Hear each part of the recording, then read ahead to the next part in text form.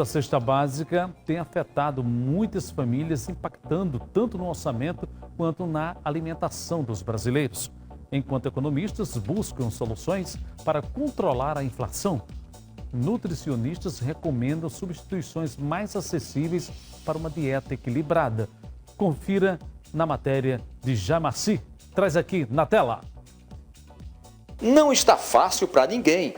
Os preços dos alimentos dispararam. E cada consumidor tem que adotar estratégias para que a cesta básica caiba no bolso. Diante de preços tão altos na cesta básica, para o consumidor só restam algumas alternativas. A primeira é pesquisar muito antes de comprar. A segunda é substituir itens do que ele vai fazer para a sua feira. E a outra é comprar menos, diminuir a feira de toda semana. Se ele não fizer isso, vai entrar no supermercado assim, ó, com o carrinho vazio e pode sair com ele também vazio. A arquiteta Ana Raquel, por exemplo, leva sempre uma lista com os nomes dos produtos que vai comprar. É porque direciona, né? Direciona a compra, a gente olha em casa, vê o que tem e o que não tem, para quando chegar aqui no supermercado ser uma compra assertiva. Porque a gente sabe que a oferta é muito, então se você ficar olhando, às vezes compra coisa que não tem tanta necessidade e acaba que a gente está numa fase bem de economia. A professora Gislaine Bustoff também afirma que é preciso pesquisar. Tá difícil, né? Mas a gente consegue. Consegue substituir alguma coisa? Consegue. Não como o presidente disse, que a gente deixa de comprar, a gente tem que se alimentar. A gente consegue. Já essa técnica de enfermagem afirmou que a estratégia que ela adotou foi reduzir a feira. A gente está tentando, né, buscar alternativas para economizar. Pesquisar também mercados, a feira livre, entende? Para poder caber no bolso. Está muito alto? Bastante. Bem diferente do salário, né? Que está muito baixo. O salário não sobe, né? Nunca. Mas os preços? Quase nunca, né? Mas os preços estão bem altos. Está bem difícil, eu acho que para todo mundo. Está faltando dinheiro no bolso do brasileiro, do paraibano, viu? O economista Alexandre Nascimento afirma que o brasileiro vai conviver com esse cenário de inflação alta pelo menos por mais 8 meses. Por isso, cada pessoa tem que adotar estratégias para o bolso suportar o consumo. A inflação, nesse momento, na economia brasileira, ela realmente tem sido um grande vilão de todo o processo e eu acredito que de todo a projeção que o governo tem feito para melhoras da economia. Então, assim, nesses últimos dias a gente teve especificamente aqui em João Pessoa uma pequena redução no valor da cesta básica, mas esse valor foi muito especificamente aqui na nossa capital, ela não seguiu para todo o Brasil. Eu acredito que assim, é um período que a gente não diz que é curto.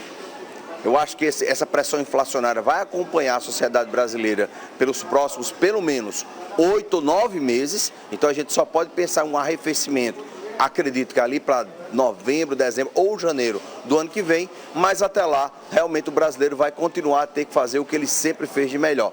Tentar realmente se equilibrar para tentar corrigir essas distorções econômicas dentro do seu orçamento doméstico. O nutricionista Joaci Barros também aconselha a substituição de produtos por outros mais baratos. Ele dá dicas de como fazer isso no momento da feira, tanto no supermercado como nas feiras livres.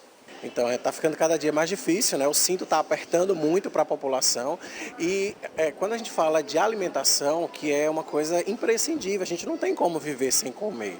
Então, os grandes aumentos da cesta básica fazem com que a população cada vez fique mais apertada. O que é que a gente deve pensar na hora de substituir alguns produtos na cesta básica?